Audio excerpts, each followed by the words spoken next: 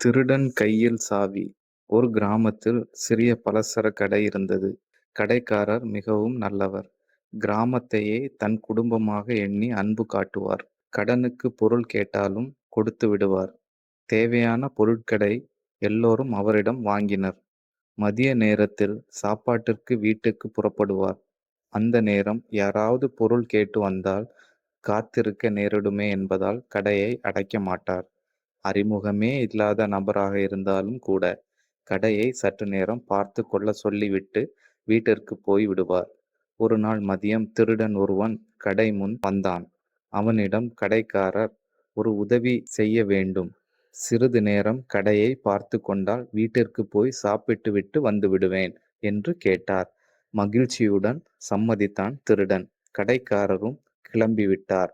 அந்த நேரத்தில் வந்த சிலரிடம் காசை வாங்கிக் கொண்டு சரக்கை கொடுத்தான் திருடன். பணப்பெட்டியும் திறந்தே இருந்தது. அந்த நேரத்தில் திருடனை நன்றாக அறிந்த அவனின் நண்பன் ஒருவன் அங்கே வந்தான். டேய், திருடுவதற்கு இதைவிட சரியான சமயம் நமக்கு கிடைக்காது. பணம், சாமான்களை கட்டிக்கொண்டு ஓடிவிடலாம் என்று யோசனை கூறினான். திருடனுக்கோ திருடுவதா வேண்டாமா என்ற தயக்கம் தனக்குள் இருந்தது. ஏன் இந்த மாற்றம் என்றே அவனுக்கு புரியவில்லை. சிறிது நேரம் சிந்தித்தவன் தன்னை நம்பிய கடைக்காரருக்கு துரோகம் செய்ய மனமில்லை என்று சொல்லி நண்பனிடம் மறுத்துவிட்டான். சிறிது நேரத்தில் கடைக்காரர் வந்துவிட்டார். அவரிடம் எல்லா பொருளும் சரியாக இருக்கிறதா என்று பார்த்து கொள்ளுங்கள் என்றான். கடைக்காரரோ, ஏன் இப்படி கேட்கிறாய்? உன் மீது கொண்ட நம்பிக்கையில்தான் கடையை ஒப்படைத்துவிட்டு சென்றேன். அதனால் பணத்தையோ பொருளையோ சரிபார்க்க தேவையில்லை என்றார். கடைக்காரரின் நம்பிக்கை மிக்க பேச்சை கேட்டதும் திருடனின் வருத்தம் அதிகரித்தது. உங்களைப் போன்ற நல்லவர்களுடன் ஒரு நாள் பழகியதற்கே மனம் இவ்வளவு தூய்மையாகிவிட்டதே. வாழ்நாளெல்லாம் உங்களை மாதிரி நல்ல உள்ளம் படைத்தவர்களின் நட்பு கிடைத்தால் அதைவிட எனக்கு வேறெதுவும் தேவையில்லை என்றான். கடைக்காரர், நீ சொல்வது புரியவில்லையே என்றார். ஐயா, என்னை மன்னியுங்கள். நான் ஒரு திருடன். என் நண்பனும் நானும் கடையில் திருடிவிட்டு ஓட எண்ணினோம். ஆனால் நல்ல வேளையாக என் இயல்பான திருட்டு குணம் இன்று மறைந்துவிட்டது. இனி ஒரு நாளும் திருட மாட்டேன் என்று கடைக்காரரின் கையை பிடித்து அழுதான். நீதி: திருடனாய் பார்த்து திருந்தாவிட்டால் திருட்டை ஒழிக்க முடியாது. போலி மருத்துவர். இன்ஜினியரிங் படிச்சிட்டும் ரொம்ப நாள் வேலை கிடைக்காத இன்ஜினியர் ஒருவர் டாக்டர் ஆகிடலாம் என்று கிளினிக் ஒன்றை திறந்தார். வாசலில் ஒரு போர்டு எழுதினார். எந்த வியாதியாக இருந்தாலும் 500 ரூபாயில் குணப்படுத்தப்படும். உங்கள் வியாதி குணமாகவில்லையெனில் 1000 ரூபாயாக திருப்பி தரப்படும். இதை கவனித்த மருத்துவர் ஒருவர் இந்த போலி இன்ஜினியர் டாக்டரிடம் இருந்து 1000 ரூபாயை பறிக்க உள்ளே சென்றார். டாக்டர், என் நாக்குல எந்த சுவையும் உணர முடியல. நர்ஸ், அந்த 23ஆம் நம்பர் பாட்டில்ல இருக்கிற மருந்தை இவர் வாயில 3 சொட்டு விடுங்க என்றார் இன்ஜினியர் டாக்டர். நர்ஸ் அவர் வாயில் மருந்து விட்ட பிறகு, ஐயோ டாக்டர், இது பெட்ரோல் ஆச்சே என்று அலறினார் இவர். Very good. இப்ப உங்களுக்கு சுவையை உணர்த்தும் நரம்பு நல்ல வேலை செய்ய ஆரம்பிச்சிடுச்சு. உங்களால் எல்லா சுவையையும் உணர முடிகிறது. 500 ரூபாய் ஃபீஸை எடுங்கள். உண்மையான டாக்டர் வேற வழி இல்லாமல் 500 ரூபாயை தந்துவிட்டு வெளியேறினார். ஆனாலும் 1000 ரூபாயை பெறும் முயற்சியை கைவிடவில்லை.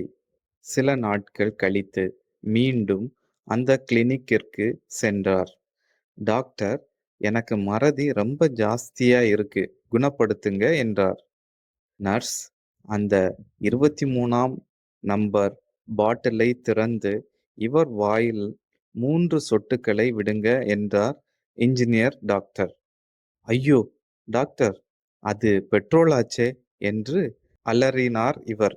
Very good. உங்க மெமரி பவர் நல்லா ஆயிடுச்சு. 500 ரூபாய் எடுங்க. இந்த முறையும் ஏமாந்து போன மருத்துவர் சில நாட்கள் கழித்து மீண்டும் வந்தார். எனக்கு கண் பார்வை சரியில்லை. மருந்து தாங்க டாக்டர். சாரி, இதுக்கு என்கிட்ட மருந்து இல்ல. இந்தாங்க ரூ. 1000 என்று ரூபாய் நோட்டை நீட்டினார். இன்ஜினியர் டாக்டர், இது ரூ. 500 நோட்டாச்சே என்று பதறினார் இவர். Very good. உங்க பார்வையும் நல்லாயிடுச்சு. எடுங்க ரூ. 500. நீதி. பொழைக்க தெரிஞ்சவன் எப்படியும் பொழைச்சுக்குவான். முயலும் சிங்கமும். அடர்ந்த காட்டில் ஒரு கர்வம் கொண்ட சிங்கம் வாழ்ந்து வந்தது. நான் தான் இந்த காட்டுக்கு ராஜா என்ற கர்வத்துடன் அந்த சிங்கம் காட்டில் வாழ்ந்த அனைத்து மிருகங்களையும் வேட்டையாடியது. மற்ற மிருகங்கள் உணவுக்காக வேட்டையாடும். ஆனால் இந்த சிங்கம் பொழுதுபோக்குக்காக வேட்டையாடியது. இதனால் காட்டில் வாழ்ந்த மற்ற மிருகங்கள் சிங்கத்தின் மீது கோபம் கொண்டது. ஒவ்வொரு நாளும் சிங்கம் பல மிருகங்களை வேட்டையாடியது. இதனைக் கண்ட மற்ற மிருகங்கள் மிக்க பயத்துடன் வாழ்ந்து வந்தன. சிங்கம் இப்படி பல மிருகங்களை ஒவ்வொரு நாளும் கொல்லுவதால் தாம் வெகு சீக்கிரமே இறந்து விடுவோம் என எண்ணி அவையெல்லாம் ஒன்று கூடி ஆலோசனை செய்தது. சிங்கத்தை எதிர்த்து அவர்களால் போராட முடியாது என்பது அவர்களுக்கு நன்கு தெரியும். அதனால் அவை சிங்கத்திற்கு இரையாக தினம் ஒரு மிருகமாக போவதற்கு தீர்மானித்தன. அடுத்த நாள் குரங்கு ஒன்று அந்த கர்வம் கொண்ட சிங்கத்தை சந்திக்க அதன் குகைக்கு சென்றது. இதை கண்ட சிங்கம் பெரும் கோபத்துடன் உறுமியது. குரங்கிற்கு பயம் வந்துவிட்டது. சிங்கம் குரங்கை பார்த்து, உனக்கு என்ன துணிச்சல் இருந்தால் என் குகைக்கு வந்திருப்பாய் என்றது. அதற்கு குரங்கு, எல்லா மிருகங்களும் தினம் ஒருவராக உங்கள் குகைக்கு இரையாக வருகிறோம் என தெரிவித்தன. அதனால் சிங்கராசா இரை தேடி அலைய தேவையில்லை. ஏன் இந்த முடிவு என்றது சிங்கம். தினம் தினம் எந்த மிருகம் உங்களால் வேட்டையாடப்படும் என்ற பயத்துடன் வாழ்வதை விட தினம் ஒருவராக உங்கள் குகைக்கு இரையாக வந்தால் மற்ற மிருகங்கள் பயமின்றி சிறிது காலம் வாழலாம் என்றது. அத்துடன் நீங்கள் பல மிருகங்களை ஒரு நாளில் கொன்றால் நாங்கள் எல்லோரும் சீக்கிரமே இறந்து விடுவோம். பின்பு உங்களுக்கு உணவு கிடைக்காமல் நீங்களும் சீக்கிரமே இறந்து விடுவீர்கள் என்றது. இதனை கேட்ட சிங்கராஜாவுக்கு மகிழ்ச்சி பொங்கியது. மேலும் குரங்கிடம், தவறாமல் தினமும் காலையில் ஒரு மிருகம் கண்டிப்பாக வரவேண்டும். இல்லையென்றால் அனைவரையும் வேட்டையாடி விடுவேன் என்றது சிங்கம். அன்றிலிருந்து தினம் ஒவ்வொரு மிருகம் சிங்கத்திற்கு இரையாக சென்றது. ஒரு நாள் ஒரு முயலின் முறை வந்தது. முயல் சிங்கத்தின் குகைக்கு சிறிது தாமதமாக சென்றது. அதனால் சிங்கம் மிகுந்த கோபத்துடன் இருந்தது. சிங்கம் முயலை பார்த்து கோபத்துடன், நீ ஏன் தாமதமாக வந்தாய் என கேட்டது. அதனை கேட்ட முயல் நடுக்கத்துடன், சிங்கராசா, நான் வரும் வழியில் வேறொரு பெரிய சிங்கம் என்னை வேட்டையாட முயற்சி செய்தது. நான் பதுங்கி இருந்துவிட்டு இப்பதான் வரேன் என்றது. என்னை விட பெரிய சிங்கம் இந்த காட்டில் இருக்கிறதா என்று இருமாப்புடன் கேட்டது. அதற்கு முயல், சிங்கராசா, வாருங்கள், காட்டுகிறேன் என்று சிங்கத்தை அழைத்து சென்றது. ஒரு கிணற்றை காட்டி இதற்குள் தான் அந்த பெரிய சிங்கம் இருந்தது என்று கூறியது. அதனை நம்பிய சிங்கம் கிணற்றை எட்டி பார்த்து, அப்பொழுது சிங்கத்தின் நிழல் பிம்பம் வேறொரு சிங்கம் கிணற்றுக்குள் இருப்பது போல் தெரிந்தது. சிங்கம் அதை பார்த்து கோபமுற்றது. சிங்கத்திற்கு ஆத்திரம் பொங்கியது. இதோ பார், உனக்கு ஒரு முடிவு கட்டுகிறேன் என கூறிக்கொண்டு கிணற்றினுள் பாய்ந்தது. சிங்கம் கிணற்று நீரில் மூழ்கி மாண்டது. முயல் துள்ளி குதித்து வெற்றியை மற்ற மிருகங்களிடம் சென்று கூறியது. காட்டில் கொண்டாட்டம் தொடங்கியது. முயலின் சமயோகித முயற்சியால் மற்றைய மிருகங்களும் காப்பாற்றப்பட்டன. நீதி. முயற்சியும் திறமையும் இருந்தால் எதையும் வென்றிடலாம். நல்லதை நினைப்போம். ஒரு ஊரில் விறகு வெட்டி ஒருவன் இருந்தான். அவன் நாள்தோறும் ஊர் எல்லையிலிருந்து காட்டுக்கு சென்று விறகுகளை வெட்டி அவற்றை ஊர் மக்களிடம் விற்று வாழ்க்கை நடத்தி வந்தான். ஒரு நாள் அவன் வழக்கமாக விறகு வெட்டி கொண்டிருந்தான். அப்பொழுது அவனுக்கு களைப்பு ஏற்பட்டது. அங்கிருந்து ஒரு மரத்தின் நிழலில் படுத்தான். அந்த மரமானது நினைப்பதையெல்லாம் கொடுக்கும் மந்திர மரமாகும். இந்த விஷயம் அவனுக்கு தெரியாது. அப்பொழுது தென்றல் காற்று சில்லென்று வீசியது. அது அவனுக்கு சுகமாக இருந்தது. இம்மாதிரியான நேரத்தில் ஒரு பஞ்சு மெத்தை இருந்தால் எவ்வளவு நலமாக இருக்கும் என்று அவன் மனதில் நினைத்தான். என்ன ஆச்சரியம்! அடுத்த கணம் அவன் அருகில் ஒரு கட்டிலும் அதில் பஞ்சு மெத்தையும் வந்து சேர்ந்தது. விறகு வெட்டிக்கு மகிழ்ச்சி தாங்க முடியவில்லை. உடனே அவன் அதில் ஏறி படுத்தான். நாள் முழுவதும் கடினமாக உழைத்ததால் அவனுக்கு உடம்பெல்லாம் வலித்தது. இந்த சமயத்தில் முதுகு, கை, கால் பிடித்துவிட இளம்பெண் ஒருத்தி இருந்தால் எவ்வளவு நன்றாக இருக்கும் என்று மனதில் எண்ணினான். என்ன ஆச்சரியம்! அடுத்த கணம் அங்கு ஓர் இளம்பெண் தோன்றி அவனுடைய கை, கால்களை பிடித்து கொண்டிருந்தாள். விறகு வெட்டிக்கு ஒன்றுமே புரியவில்லை. அவன் மகிழ்ச்சி வெள்ளத்தில் மிதந்தான். அவன் ஆச்சரியப்பட்டான். நினைப்பதெல்லாம் நடக்கிறதே! இவ்வளவு சுகங்கள் இருந்தும் வயிற்றுக்கு உணவில்லாமல் பட்டினியாக இருக்கிறோமே! இப்போது அறுசுவை உணவு இருந்தால் எவ்வளவு நலமாக இருக்கும் என்று எண்ணினான். மறுகணமே தங்கத் தட்டில் அறுசுவை உணவு வந்தது. பல வகை உணவுகள் வந்தன. விறகு வெட்டி அனைத்தையும் வயிறார உண்டான். உண்ட மயக்கம் தொண்டனுக்கும் உண்டு என்ற பழமொழிக்கு ஏற்ப விறகு வெட்டிக்கு உறக்கம் வந்து படுத்தான். அவன் மனதில் திடீரென்று பயம் தோன்றியது. நாம் காட்டில் தனியாக அல்லவா இருக்கிறோம். இப்பொழுது ஒரு சிங்கம் ஒன்று நம் முன் வந்து நம்மைக் கொன்றுவிட்டால் என்னவாகும் என்று நினைத்தான். மறுகணமே அவன் முன்னால் ஒரு சிங்கம் தோன்றி அவனைக் கொன்றுவிட்டது. நீதி: நம் எண்ணப்படிதான் நம் வாழ்க்கையும் அமையும். நாம் உயர்ந்தவற்றை, நல்லதை எண்ணினால் நம் வாழ்க்கை நல்லதாகவே அமையும். தவறான எண்ணங்களை எண்ணினால் நம் வாழ்க்கை துன்பம் நிறைந்ததாக இருக்கும். எனவே நம் உயர்ந்தவற்றையே நினைக்க வேண்டும்.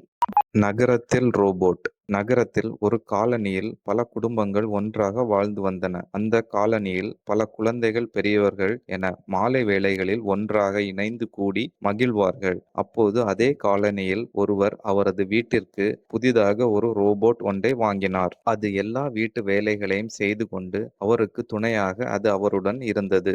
எப்போதும் போல மாலையில் அந்த காலனியில் இருப்பவர்கள் ஒன்று கூடி இருக்கும்போது அவர் அந்த ரோபோட்டை அழைத்து அங்கு வந்தார். அதை பார்த்ததும் அங்கிருந்த மக்கள் ஏதோ வேண்டாத ஒன்றை பார்ப்பது போல ஒதுங்கி சென்றார்கள். அவர் அந்த ரோபோட்டிற்கு ரோபோ பாய் என பெயர் வைத்தார். ரோபோ பாய் அங்கிருக்கும் யாருடனும் பேச முயற்சித்தாலும் அவர்கள் அதை உதாசீனப்படுத்தினார்கள். இப்பொழுது அந்த காலனியில் மேரி என்று ஒரு சிறுமி இருந்தாள். அந்த சிறுமிக்கு ரோபோ பாயுடன் பேச மிகவும் ஆசை. ஆனால் அவளது வீட்டில் அதற்கு ஒத்துக்கொள்ளவில்லை.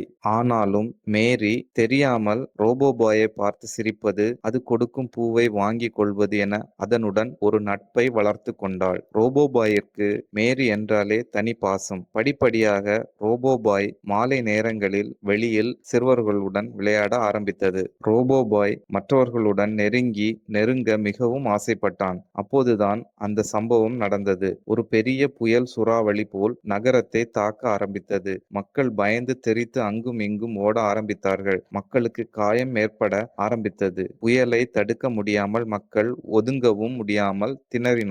இதை பார்த்து கொண்டிருந்த ரோபோபாய் அதனுடைய முழு பலத்தையும் கொண்டு புயலின் திசையை மாற்றியது. அப்பொழுது மேரி தனியாக புயலுக்குள் மாட்டிக்கொண்டாள். புயலின் திசையை மாற்றிக்கொண்டே ரோபோபாய் மேரியை காப்பாற்ற முயன்றது. ரோபோபாய் தனது பலத்தால் ஒரு வழியாக போராடி மேரியை காப்பாற்றியது. ஆனால் அந்த நேரத்தில் அவளது பெற்றோரை காணாமல் தவித்தாள். மேரியை ஒரு இடத்தில் பாதுகாப்பாக வைத்துவிட்டு புயல் என்று பாராமல் ரோபோபாய் அவளது பெற்றோரை தேட சென்றது. அடித்த பெரும் சூறாவளி காற்றில் மேரியின் பெற்றோர் மாட்டி தவித்துக் கொண்டிருப்பதை பார்த்த ரோபோபாய் அவர்களை துணிந்து காப்பாற்றியது. ஒரு வழியாக மேரியை அவளது பெற்றோருடன் சேர்த்தும் வைத்தது. புயல் காற்றும் அடங்கியது. இப்போது அந்த காலனியில் ரோபோபாய் பெரிய சூப்பர் ஹீரோ போல தெரிந்தான். அவனை இப்பொழுது எல்லோரும் ஏற்றுக்கொண்டார்கள். ஒரு மெஷினாக அவனை பார்க்காமல் அவன் செய்த உதவியை பெரிதாக நினைத்தார்கள். ரோபோபாய் இப்பொழுது மிகவும் சந்தோஷமாக இருக்கிறது. பச்சை அரசன். ஒரு நாட்டில் ஒரு மன்னன் இருந்தான். அவனுக்கு கடுமையான தலைவலி ஏற்பட்டது. பல ஊரிலிருந்து மிகப்பெரிய வைத்தியர்கள் வந்து பார்த்தும், வண்டி வண்டியாக மருந்துகள் சாப்பிட்டும் அந்த தலைவலி குணமாகவில்லை. ஒரு நாள் அந்த ஊருக்கு ஒரு அறிஞர் வந்தார். அவருக்கு மருத்துவமும் பார்க்கத் தெரியும். அவர் மன்னரை சோதித்துவிட்டு, அவருக்கு ஏற்பட்ட தலைவலிக்கு கண்களில் இருக்கும் ஒரு நோயே காரணம் என்று கூறினார். அந்த கண்களை குணப்படுத்த ஒரே ஒரு வழிதான். அந்த அரசன் பச்சை நிறத்தை தவிர வேறெதையும் காணக்கூடாது என்று கூறிவிட்டு சென்றார். அரசன் முதலில் தன் வீட்டில் இருக்கும் அனைத்தையும் பச்சையாக மாற்றினான். தலைவலி குணமாகிவிட்டது. அந்த அறிஞர் கூறியது சரிதான். உடம்பு சரியாகவே வீட்டை விட்டு வெளியே போகத் தொடங்கினான். வெளியே போனால் இயற்கை எல்லா வண்ணங்களையும் அள்ளித் தெளித்திருந்தது. ஆனால் அவற்றைத்தான் அவன் பார்க்கக்கூடாதே. நிறைய பச்சை நிற பூச்சிகளையும் தூரிகைகளையும் கொடுத்து சில ஆட்களை நியமித்தான். அவன் போகும் வழியில் இருக்கும் ஆடு, மாடு, மனிதர், குடிசை, வண்டி, மேஜை, நாற்காலி எல்லாவற்றுக்கும் பச்சை நிறத்தை அடிப்பது அவர்களுடைய வேலை. அவர்களும் மன்னர் கூறியவாறே செய்து வந்தனர். சில மாதம் கழித்து மீண்டும் அந்த அறிஞர் அதே ஊருக்கு வந்தார். வேலையாட்கள் அவரை தடுத்து நிறுத்தி அவர் மீதும் பச்சை நிறம் பூசுவதற்காக போனார்கள். அவருக்கு வியப்பாகி விட்டது. காரணம் கேட்டார். அவர்கள் தங்கள் அரசனின் கட்டளை இது என்று கூறினார்கள். அறிஞர் அதற்கு, என்னை உங்கள் மன்னரிடம் அழைத்துச் செல்லுங்கள் என்றார். மன்னருக்கு தன் நோயினை குணப்படுத்தியவர் மீண்டும் வந்ததைக் கண்டு ஒரே மகிழ்ச்சி. அவரை வரவேற்று விருந்தோம்பினான். இந்த ஊரில் அனைத்திற்கும் ஏன் பச்சை நிறம் அடிக்கிறீர்கள் என்று அவர் கேட்டார். ஐயா, நீங்கள் கூறியதைத்தான் நான் செய்கிறேன் என்றான் அவன் மிக பணிவோடு. நான் என்ன சொன்னேன் என்றார் அவர். பச்சை நிறத்தை விடுத்து வேறொன்றையும் நான் காணக்கூடாது என்று கூறினீர்களே ஐயா என்றான். அரசே, நீங்கள் அதற்கு இவ்வளவு பணத்தை செலவழித்திருக்க வேண்டாம். ஒரு பச்சை நிற கண்ணாடியை வாங்கி அணிந்திருக்கலாம். உன்னை சுற்றி இருக்கும் பொருளெல்லாம் பிழைத்திருக்கும். உன் பணமும் வீணாகி இராது. உன்னால் இந்த உலகம் முழுமைக்கும் பச்சை நிறம் பூசவியலுமா என்று கேட்டார் அந்த அறிஞர். நம்மில் பலரும் இந்த கதையில் வரும் அரசனைப் போலத்தான் இன்னும் இப்படித்தான் இருக்கின்றார்கள். உலகில் உள்ளவர்களை திருத்த வேண்டுமானால் முதலில் நாம் திருந்த வேண்டும். வியர்வையின் கூலி.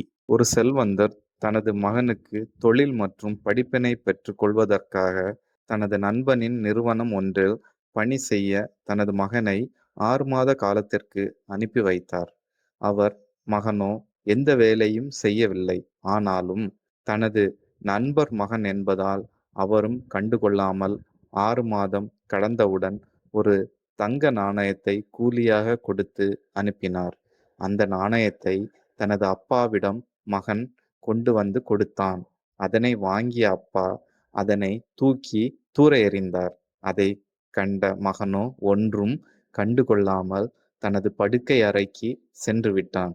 மீண்டும் இன்னொரு தெரிந்த நண்பரிடம் 3 மாதத்திற்கு வேலைக்கு அனுப்பினார். அங்கும் இப்படித்தான் எந்த வேலையும் செய்யாமல் 3 மாதம் கடத்தினான். ஆனாலும் தனது நண்பர் மகன் என்பதால் அவரும் 2 தங்க நாணயங்கள் கொடுத்து அனுப்பினார். அதையும் அப்பாவிடமே கொண்டு வந்து கொடுத்தான். முன்பு போலவே அந்த 2 தங்க நாணயங்களையும் தூக்கி தூர எறிந்தார். அப்போதும் கண்டுகொள்ளாமல் மாடிக்கு சென்று விட்டான். சிறிது காலம் கழித்து அறிமுகம் இல்லாத ஒருவர் இடத்தில் வேலைக்கு சேர்த்து விட்டார். அங்கு 3 மாதம் வேலை செய்துவிட்டு அரை தங்க நாணயத்தை ஊதியமாக கொண்டு வந்து கொடுத்தான். முன்பு போலவே அதையும் தூர தூக்கி எறிந்தார். ஆனால் இம்முறை அவனுக்கு மிக பெரிய அளவில் கோபம் வந்துவிட்டது. இது என்ன தெரியுமா? எனது வேர்வை, எனது உழைப்பு. 3 மாதம் தூங்காமல் உழைத்திருக்கிறேன். அதற்கான கூலி. இவ்வளவு அலட்சியமாக தூக்கி எறிந்து விட்டீர்களே! நீங்களெல்லாம் ஒரு மனிதரா? ஈசி சேரில் படுத்து கிடக்கும் உங்களுக்கு உழைப்பின் வலிமை தெரியவில்லை. தெரிந்தால் இதை எறிந்திருப்பீங்களா? என்று கோபமாக கத்தினான். அப்பொழுது அப்பா சொன்னார், இதைத்தான் உன்னிடம் நான் எதிர்பார்த்தேன். முன்பு நீ உழைக்காமல் கொண்டு வந்து கொடுத்த தங்க நாணயத்தை நான் தூர எறிந்த பொழுது உனக்கு கோபம் வரவில்லை. காரணம், அப்பொழுது உனக்கு உழைப்பின் அருமை தெரியவில்லை. இப்போது நீ உழைத்து கொண்டு வந்த இந்த தங்க நாணயத்தை நான் எறிந்தபொழுது உனக்கு இவ்வளவு கோபம் வருகிறது. காரணம், நீ கஷ்டப்பட்டு உழைத்து பெற்று வந்ததால் உழைப்பின் வலிமை உனக்கு தெரிகிறது. இதைத்தான் நான் உன்னிடம் எதிர்பார்த்தேன் என்று சொல்லி மகனையும் அந்த 1/2 பவுன் தங்க நாணயத்தையும் மாறி மாறி முத்தமிட்டார். உழைக்காமல் எது கிடைத்தாலும் நிலைக்காது. அதனின் அருமை தெரியாது. உழைத்து பெற்ற பொருளை ஒருபோதும் மனம் இழக்க நினைக்காது. தகப்பனாக இருந்தாலும் மனம் தட்டி கேட்க தயங்காது. மகிழ்வித்து மகிழ். ஒரு அழகான, பெரிய பணக்காரியான, அதிக மதிப்புள்ள உடை உடுத்தி, ஆடம்பரத்தில் வாழும் ஒரு பெண், ஒரு கவுன்சிலிங் செய்பவரை காணச் சென்றாள். அவரிடம், என் வாழ்வு ஒரே சூனியமாக இருக்கு. எவ்வளவு இருந்தும் வெற்றிடமாக உணர்கிறேன்.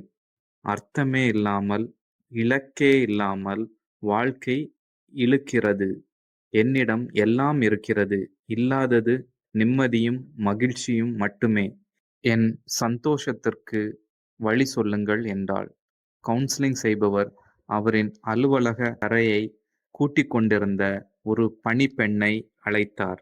அவர் அந்த பணக்கார பெண்ணிடம், நான் இப்பொழுது பணிப்பெண்ணிடம் எப்படி மகிழ்ச்சியை வரவழைப்பது என்று சொல்லச் சொல்கிறேன். நீங்கள் குறுக்கே எதுவும் பேசாமல் கேளுங்கள் என்றார். பணிப்பெண்ணும் துடைப்பத்தை கீழே போட்டுவிட்டு ஒரு நாற்காலியில் அமர்ந்து சொல்லத் தொடங்கினாள். என் கணவர் மலேரியாவில் இறந்த 3வது மாதம் என் மகன் விபத்தில் இறந்து போனான். எனக்கு யாருமே உதவ இல்லை. என்னால் உறங்க இயலவில்லை. சாப்பிட முடியவில்லை. யாரிடமும் சிரிக்க முடியவில்லை. என் வாழ்க்கையை முடித்துக் கொள்ளலாம் என நினைத்தேன். இப்படி இருக்கையில் ஒரு நாள் நான் வேலை முடிந்து வரும்பொழுது ஒரு பூனை என்னை பின்தொடர்ந்தது. வெளியே சில்லென்று மழை பெய்து கொண்டிருந்தது. எனக்கு பூனையை பார்க்க பாவமாக இருந்தது. அதை நான் என் வீட்டில் உள்ளே வரவழைத்தேன். மிகவும் சில்லென்று இருப்பதால் நான் அதற்கு குடிக்க கொஞ்சம் பால் கொடுத்தேன். அது அத்தனை பாலையும் குடித்துவிட்டு என் கால்களை அழகாக வருடி கொடுத்தது. கடந்து போன 3 மாதத்தில் நான் முதலாக புன்னகைத்தேன். நான் அப்பொழுது என்னையே கேள்வி கேட்டேன். ஒரு சிறு பூனைக்கு நான் செய்த ஒரு விஷயம் என்னை சந்தோஷப்படுத்துகிறது எனில், ஏன் இதை பலருக்கு செய்து நான் என் மனநிலையை மாற்றிக்கொள்ளக்கூடாது என யோசித்தேன். அடுத்த நாள் நோய்வாய்ப்பட்டிருந்த என் அடுத்த வீட்டு நபருக்கு உண்பதற்கு கஞ்சி கொடுத்தேன். அவர் அடைந்த மகிழ்ச்சிக்கு அளவே இல்லை. அவரை மகிழ வைத்து நான் மகிழ்ந்தேன். இப்படி ஒவ்வொரு நாளும் நான் பலருக்கு உதவி செய்து நானும் பெரும் மகிழ்வுற்றேன். இன்று என்னை விட நிம்மதியாக உறங்கவும், உணவை ரசித்து உண்ணவும் யாரேனும் இருக்கிறார்களா என்பது சந்தேகம். மகிழ்ச்சி என்பது அதை மற்றவர்களுக்கு கொடுப்பதில்தான் இருக்கிறது என்பதை கண்டு கொண்டேன். இதை கேட்ட அந்த பணக்கார பெண் சப்தமிட்டு கத்தி அழுதாள். அவளால் பச்சை காகிதம் கொண்டு வாங்கக்கூடிய எல்லாம் இருந்தும், ஆனால் பணத்தால் வாங்க முடியாத விஷயம் அவளிடம் இல்லை. வாழ்க்கையின் அழகு என்பது நீ எவ்வளவு மகிழ்ச்சியாக இருக்கிறாய் என்பதில் இல்லை. உன்னால் அடுத்தவர் எவ்வளவு மகிழ்ச்சி ஆகின்றார்கள் என்பதிலேயே இருக்கிறது. கடமையைச் செய். ஒரு மிகப்பெரிய கம்பெனியின் முதலாளி தனக்கு வயதாகிவிட்டதால் அவர் கம்பெனியின் பொறுப்பை அவரிடம் வேலை செய்யும் ஒரு திறமையானவரிடம் ஒப்படைக்க முடிவு செய்தார். எல்லாரும் தன் ரூமுக்கு வருமாறு கட்டளையிட்டார். உங்களில் ஒருவர்தான் என் கம்பெனியின் பொறுப்பை ஏற்க வேண்டும். அதனால் உங்களுக்கு ஒரு போட்டி வைக்கப் போகிறேன். யார் ஜெயிக்கிறீர்களோ அவர்தான் அடுத்த மேனேஜர் என்றார். என் கையில் ஏராளமான விதைகள் இருக்கின்றன. இதை ஆளுக்கு 1 கொடுப்பேன். இதை நீங்கள் உங்கள் வீட்டில் ஒரு தொட்டியில் நட்டு, உரம் இட்டு, தண்ணீர் ஊற்றி நன்றாக வளர்த்து அடுத்த வருடம் என்னிடம் காட்ட வேண்டும். யார் செடி நன்றாக வளர்ந்திருக்கிறதோ அவரே என் கம்பெனியின் பொறுப்பை ஏற்க வேண்டும் என்றார். அனைவரும் ஆளுக்கு ஒரு விதை வாங்கிச் சென்றனர். அந்த கம்பெனியில் வேலை செய்யும் வாசுவும் ஒரு விதை வாங்கிச் சென்றான். தன் மனைவியிடம் முதலாளி சொன்ன அனைத்தையும் சொன்னான். அவன் மனைவி தொட்டியும், உரம், தண்ணீர் எல்லாம் அவனுக்குக் கொடுத்து அந்த விதையை நடுவதற்கு உதவி செய்தாள். 1 வாரம் கழிந்தது. ஆபீஸில் இருக்கும் அனைவரும் தங்கள் தொட்டியில் செடி வளர ஆரம்பித்துவிட்டது என்று பேசிக்கொள்ள ஆரம்பித்தனர். ஆனால் வாசுவின் தொட்டியில் செடி இன்னும் வளரவே ஆரம்பிக்கவில்லை. 1 மாதம் ஆனது.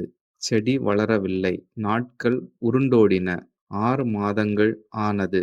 அப்பொழுதும் அவன் தொட்டியில் செடி வளரவே இல்லை.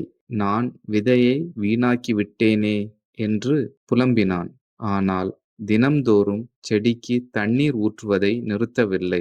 தன் தொட்டியில் செடி வளரவில்லை என்று ஆபீஸில் யாரிடமும் சொல்லவில்லை.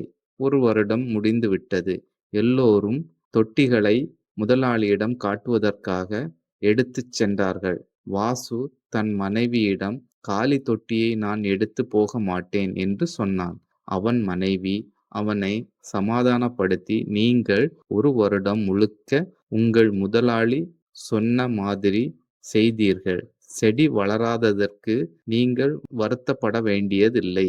நேர்மையாக நடந்து கொள்ளுங்கள். தொட்டியை எடுத்து சென்று முதலாளியிடம் காட்டுங்கள் என்றாள். வாசுவும் காலி தொட்டியை ஆபீஸுக்கு எடுத்து சென்றான். எல்லார் தொட்டியும் பார்த்தான். விதவிதமான செடிகள் ஒவ்வொன்றும் ஒவ்வொரு உயரத்தில் இருந்தன. இவன் தொட்டியை பார்த்து அனைவரும் சிரிக்க ஆரம்பித்தனர். முதலாளி எல்லோரையும் தன்னுடைய அறைக்கு வருமாறு சொன்னார். வாவ், எல்லோரும் அருமையாக செடியை வளர்த்து உள்ளீர்கள்.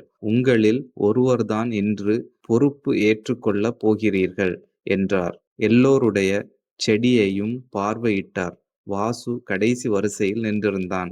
அவனை அருகே வருமாறு அழைத்தார். வாசு தன்னை வேலையை விட்டு நீக்கத்தான் கூப்பிடுகிறார் என்று பயந்து கொண்டே சென்றான். முதலாளி வாசுவிடம் உன் செடி எங்கே என்று கேட்டார். 1 வருடமாக அந்த விதையை நட்டு உரமிட்டு தண்ணீர் விட்டதை விலாவரியாகச் சொன்னான். முதலாளி வாசுவை தவிர அனைவரையும் உட்காரச் சொன்னார். பிறகு வாசுவின் தோளில் கையை போட்டுக்கொண்டு, நமது கம்பெனியின் நிர்வாகத்தை ஏற்று நடத்தப் போகிறவர் இவர்தான் என்றார். வாசுவுக்கு ஒரே அதிர்ச்சி. தன் தொட்டியில் செடி வளரவே இல்லை. பிறகு ஏன் நமக்கு இந்த பொறுப்பை கொடுக்கிறார் என்று குழம்பி போனார். சென்ற வருடம் நான் உங்களுக்கு ஆளுக்கு ஒரு விதை கொடுத்து வளர்க்கச் சொன்னேன் அல்லவா? அது அனைத்தும் அவிக்கப்பட்ட விதைகள். அந்த விதைகள் அவிக்கப்பட்டதால் அது முளைக்க இயலாது. நீங்கள் அனைவரும் நான் கொடுத்த விதை முளைக்காததால் அதற்கு பதில் வேறு ஒரு விதையை நட்டு வளர்த்து கொண்டு வந்தீர்கள்.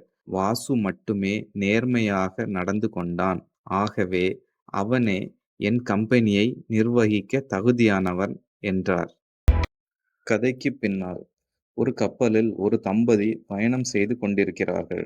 அப்போது கப்பல் கவிழும் அபாயமான கட்டத்தில் ஒரே ஒருவர் தப்பிக்க மட்டுமே படகு ஒன்று இருக்கிறது. மனைவியை பின்னே தள்ளிவிட்டு கணவன் மட்டும் அந்த படகில் தப்பிச் செல்கிறார். கவிழும் கப்பலின் அந்தரத்தில் இருந்தவாறு தப்பிச் செல்லும் கணவனை நோக்கி மனைவி சத்தமாக, இந்த இடத்தில் என்ன சொல்லியிருப்பார் என்று மாணவர்களை நோக்கி இந்த கதையை கூறிய ஆசிரியை கேட்டார். எல்லா மாணவர்களும் பல வகையான பதில் தரும்போது ஒரே ஒரு மாணவன் மட்டும் அமைதியாக கேட்டுக்கொண்டிருந்தான். ஏன்பா நீ மட்டும் சைலண்டா இருக்க என்று கேட்டார் ஆசிரியை. அதற்கு அந்த மாணவன், நம்ம குழந்தைய பத்திரமா பார்த்துக்கோங்கன்னு சொல்லி இருப்பாங்க டீச்சர். எப்படிடா கரெக்டா சொல்ற? உனக்கு முன்கூட்டியே இந்த கதை தெரியுமா? இல்ல டீச்சர், எங்க அம்மாவும் இறப்பதற்கு முன்னாடி அப்பா கிட்ட இதையேதான் சொன்னாங்க. பலத்த மௌனத்திற்கு பிறகு ஆசிரியை கதையை தொடர்ந்தார். தனி ஆளாக அவர்களது பெண்ணை அந்த மனிதன் வளர்த்து வந்தார். அவரின் மரணத்தின் பின்னால் பல வருடங்கள் கழித்து அந்த பெண் தனது தந்தையின் டைரியை பார்க்க நேர்ந்தது. தாய்க்கு உயிர்க்கொல்லி நோய் இருந்தது அப்போதுதான் அவளுக்கு தெரிய வந்தது. கப்பல் கவிழ்ந்த சம்பவத்தை அப்பா இவ்வாறு எழுதியிருந்தார். உன்னோடு நானும் கடலின் அடியில் சங்கமித்திருக்க வேண்டும். நம் இருவரின் மரணமும் ஒரே நேரத்தில் நிகழ்ந்திருக்க வேண்டும். நான் என்ன செய்ய? நமது பெண்ணை வளர்த்தெடுக்க நான் மட்டுமே தப்ப வேண்டியிருந்தது. கதையை இதோடு முடித்துவிட்டு அந்த ஆசிரியை கூறினார், வாழ்க்கையில நல்லது கெட்டது எல்லாமே நடக்கும். எல்லாத்துக்கும் காரணம் இருக்கும். ஆனா சில நேரங்கள்ல நம்மால் புரிஞ்சிக்க இயலாம போகலாம். அதனால நாம ஆழமா யோசிக்காமலோ சரியா புரிஞ்சிக்காமலோ யார் மேலேயும் ஒரு முடிவுக்கு வந்துவிடக்கூடாது. முதல்ல மன்னிப்பு கேக்குறாங்கன்னா அவங்க தப்பு பண்ணியிருப்பாங்கன்னு அர்த்தம் இல்ல. திமிரை விட உறவை மதிக்கிறாங்க அப்படின்னு அர்த்தம். விட்டு கொடுத்து வாழ்வதுதான் வாழ்க்கை. சிரிப்புடனே இந்த இனிய நாளை தொடருங்கள். This video is sponsored by BuyMote shopping app. BuyMote e-shopping application is one of the online shopping app now available on Play Store and App Store.